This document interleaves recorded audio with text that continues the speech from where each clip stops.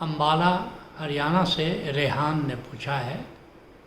पूछते हैं, सम्मोहन से संकल्पना और थर्ड आई से संकल्पना में क्या अंतर है?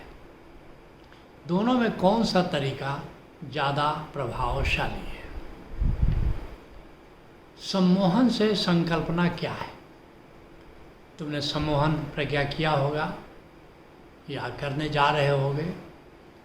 तो जब हम हमारी चेतना पांचवें चक्र पर रहती है, विशुद्ध चक्र पर रहती है, मन के तल पर रहती है। लेकिन सम्मोहन में हम क्या करते हैं?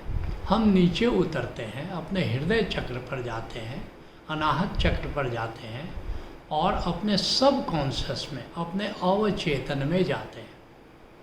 अर्थात जागृत अवस्था में जैसे तुम सब हमारी बातें सुन रहे हो, हम बोल रहे हैं, तो अभी चेतना विशुद्ध चक्र पर है, पांचवें चक्र पर है, जहाँ से मन है।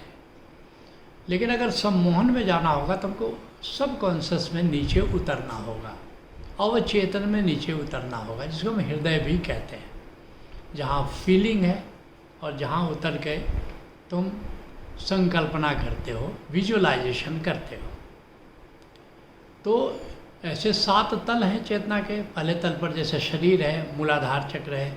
दूसरे तल पर इंद्रियां हैं, जहाँ स्वाधिष्ठान चक्र से। तीसरे मणिपुर चक्र है, तीसरा। चौथा है अनाहत चक्र, पांचवा विशुद्ध चक्र, छठा है आज्ञा चक्र, सातवां है सहस्रार चक्र। ऐसे यहाँ पर चेतना, ये 7 मंजिला मकान है। ओशो कहते हैं ये 7 मंजिला मकान है। सबसे नीचे यूनिवर्सल अनकॉन्शियसनेस है, यूनिवर्सल अनकॉन्शियसनेस। और दूसरे जब स्वाधिष्ठान चक्र पर आ जाते हो तो कलेक्टिव अनकॉन्शियस है। जब मणिपुर चक्र पर आ जाते हो तो अनकॉन्शियस है, अचेतन है। जब चौथे चक्र पर आ जाते हो, अनाहत चक्र पर आ जाते हो तो सब कॉन्शियस है और अर्थात अवचेतन है। फिर विशुद्ध चक्र पर आ जाते हो तो चेतन है, जहाँ पर मन है, जहाँ कॉन्शियसनेस है। फिर छठे चक्र पर चले जाते हो तो कलेक्टिव कॉन्शियस है, सामूहिक चेतन है, जिसको पराचेतन भी कहते हैं, सुपर कॉन्शियस भी कहते हैं।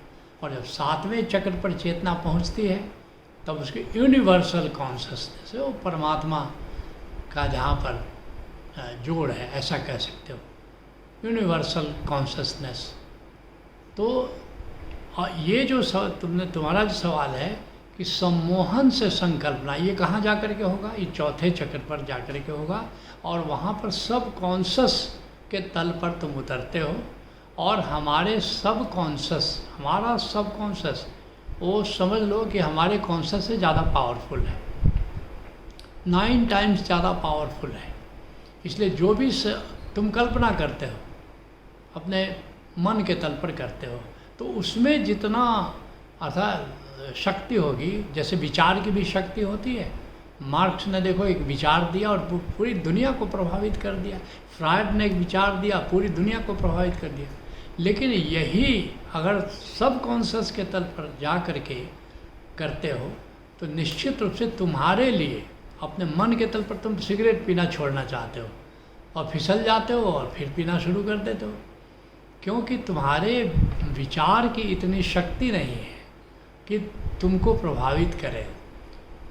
लेकिन अगर यही सब कॉन्शियस में जाके संकल्पना करो कि सिगरेट तुम नहीं पी रहे हो, तो निश्चित रूप से तुम आत्म प्रभावित हो जाओ। और अगर एक बात और भी महत्वपूर्ण है कि ये जो सम्मोहन से जो संकल्पना करो, तुमने पूछा दोनों में अंतर क्या है।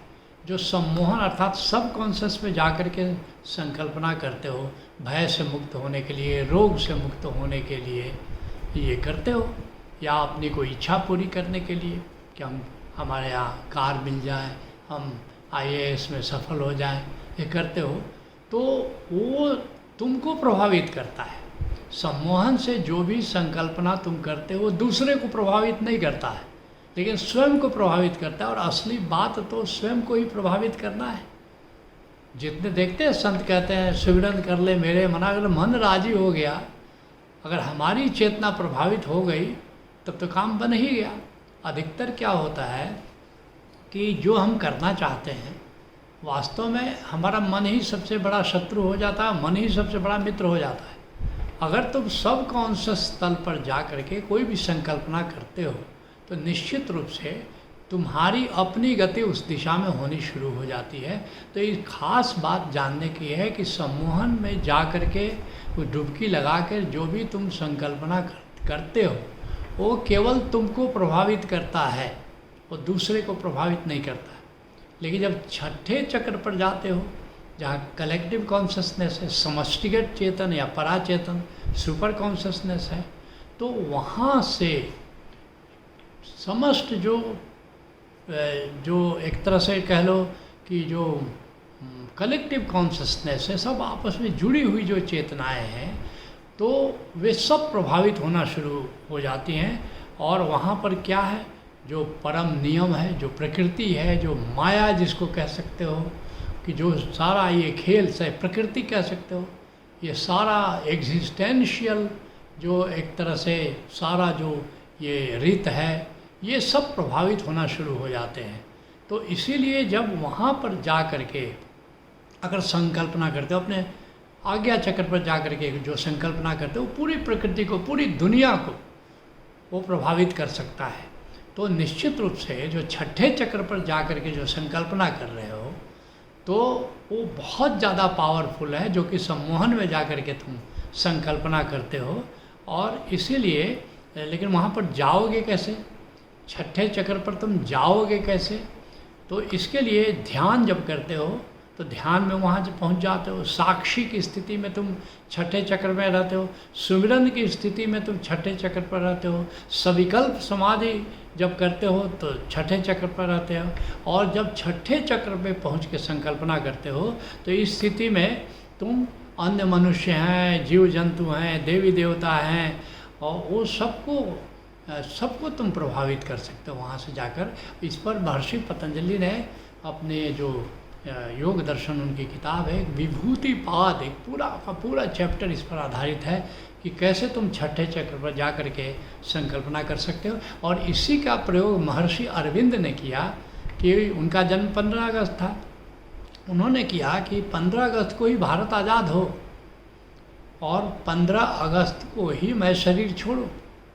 और तुमने देखा कि महर्षि अरविंद की संकल्पना सफल हुई और 15 अगस्त को भारत आज़ाद हुआ। तो अगर सम्मोहन में जा कर के वे अगर करते, ये संकल्पना करते, तो ये घटना नहीं घट सकती थी, याद रखना।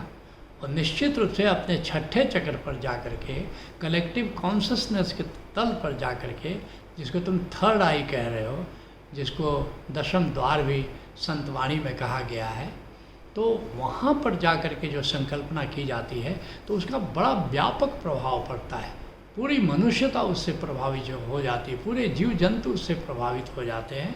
तो निश्चित रूप से जो थर्ड आई पर जा कर के संकल्पना की जाती है वो हृदय चक्र पर, अनाहत चक्र पर या सम्मोहन में जा कर के जो संकल्पना की जाती है उसकी अपेक्षा कई गुना ज़्यादा पावरफुल होती है।